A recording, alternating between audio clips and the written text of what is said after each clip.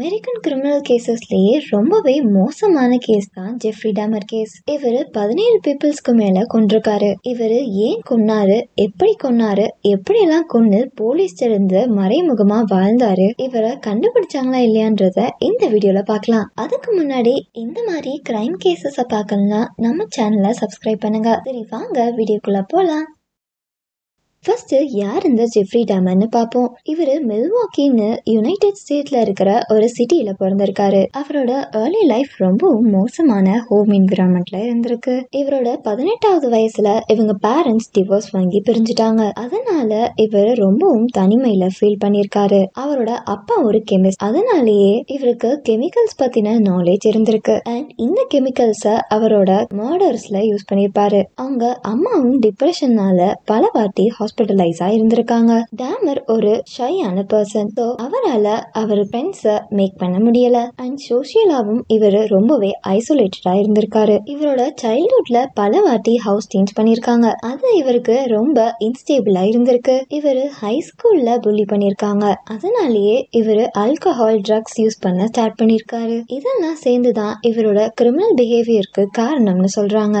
இவரை கொலை பண்ணதுக்கு காரணம் என்னன்னா, இவருக்கு மத்தவங்களை கண்ட்ரோல் பண்ணணும்னு தோணிருக்கு. அப்புறம் அவருக்கு ஹியூமன் பாடிஸ்ல இன்ட்ரெஸ்ட் இருந்தனாலையும் அதை எக்ஸ்பெரிமெண்ட் பண்றதுக்கும் மர்டர் பண்ணிருக்காரு. இவரோட எல்லா விக்டிம்ஸும் இவருக்கு எமோஷனல் கனெக்ஷன்ஸ்னும் இவரை விட்டு இவங்க போயிடக்கூடாதுன்னு கொண்டிருக்காரு. இவரோட childhood trauma, depression, drugs use பண்ணது இவரை கொலை பண்றதுக்கு மோட்டிவேட் பண்ணிருக்கு. இவரோட ஃபர்ஸ்ட் மர்டர் 1970, அதாவது இவரோட 18வது வயசுல ஸ்டீவன் ஹிக்ஸ்னு ஒரு 18 வயசு பையனை கொலை பண்ணிருக்காரு. டாமர் அந்த பையனை அவரோட அபார்ட்மெண்ட்டுக்கு கூப்பிட்டு டம்பல்ஸால அடிச்சு கொலை பண்ணிருக்காரு. அப்புறம் அவர் பாடிய டைசெக்ட் பண்ணி, அதாவது அவர் பாடிய பார்ட் பார்ட்டா பிரிச்சிருக்காரு. இந்த ஃபர்ஸ்ட் மர்டர் இவருக்குள்ள இருந்த மான்ஸ்டருக்கு சாப்பாடு ஊட்டின மாதிரி இருந்திருக்கு.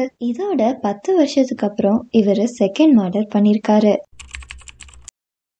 ஸ்டீவன் தாமின்னு ஒரு பையனை இவரோட அபார்ட்மெண்ட்ல போட்டோ ஷூட்டுக்கு கூப்பிட்டிருக்காரு. அவரு வந்த அப்புறம் அவரை அடிச்சு கொலை பண்ணிருக்காரு. தென் ஃபர்ஸ்ட் மர்டர் மாதிரி டைசெக்ட் பண்ணி இவரோட க்ளோசெட்குள்ள போட்டிருக்காரு.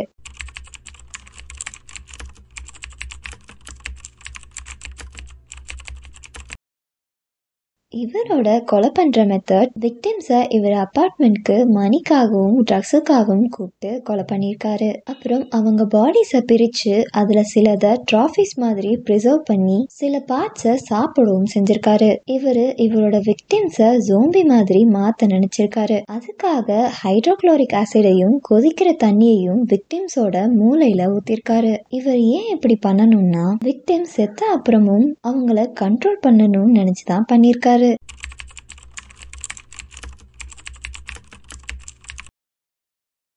அதுல ட்ரேசி எட்வர்ட்ஸ்னு ஒரு 32 வயசான ஆளு ஓகே சொல்லி டாமரோட வீட்டுக்கு போயிருக்காரு. அங்க டாமர் இவரை ஹேண்ட் கஃப் பண்ணி ஒரு கத்திய இவரு செஸ்ட் கிட்ட வச்சு இவரோட ஹார்ட்டை சாப்பிட போறேன்னு சொல்லிருக்காரு. எட்வர்ட் பயந்துட்டு டாமரை அடிச்சு நாக் பண்ணி ஓடி வந்திருக்காரு. அங்க சுத்திட்டு இருந்த 2 பேட்ரோல் போலீஸ் ஆபீசர்ட்ட டாமரை பத்தி சொல்லி டாமரோட அபார்ட்மெண்ட்டுக்கு கூட்டிட்டு வந்திருக்காரு. அவங்க அங்க போய் அங்க இருக்கிற டிராயர்ல பார்ட்டா இருக்கிற டெட் பாடிஸோட போலராய்ட்ஸை பார்த்திருக்காங்க. டாமர் தப்பிச்சு ஓட ட்ரை பண்ணும்போது அவரை பிடிச்சிட்டாங்க. ஜூலை 22, 1991ல இவரை அரெஸ்ட் பண்ணிருக்காங்க.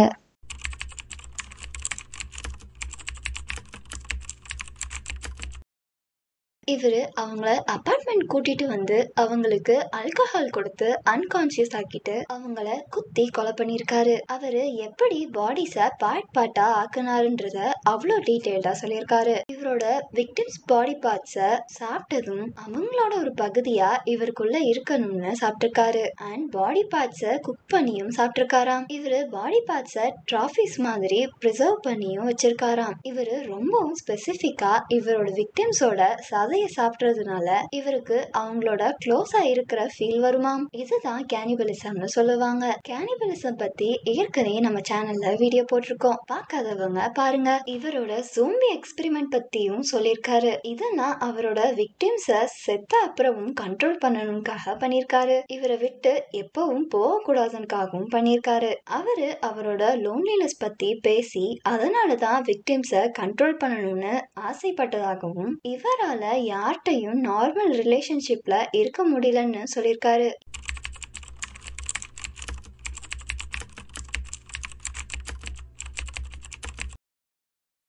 இவரு கொலை பண்ணதுனால விக்டிம்ஸோட ஃபேமிலிக்கு ஏற்பட்ட பெயினுக்கும் இவரு ரிக்ரெட் பண்ணாராம். ஆனா அவரால இத தடுக்க முடியலன்னு சொல்லியிருக்காரு. இவரு ஸ்டாப் பண்ண ட்ரை பண்ணும் போதெல்லாம் அந்த கொலை பண்ணணும்ன்ற வெறி இன்னும் இன்க்ரீஸ் ஆச்சு. ஒரு கொலைக்கு அப்புறமும் இவருக்கு ஒரு சென்ஸ் ஆஃப் ரிலைஃப் கிடைக்குமா. இந்த கன்ஃபஷன்ஸ் அப்புறம் டேமர் அரெஸ்ட் ஆகி 17 பேரை கொன்னதுக்கு லைஃப் ஃபுல்லா பிரிசன்ல இருக்கணும்னு ஆர்டர் போட்டிருக்காங்க. லைஃப் ஃபுல்லான்னு கோர்ட்ல சொல்லல. கோர்ட்ல அவங்க சொன்ன 941 இயர்ஸ் அவரு ஜெயில இருக்கணும்னு சொல்லிருக்காங்க.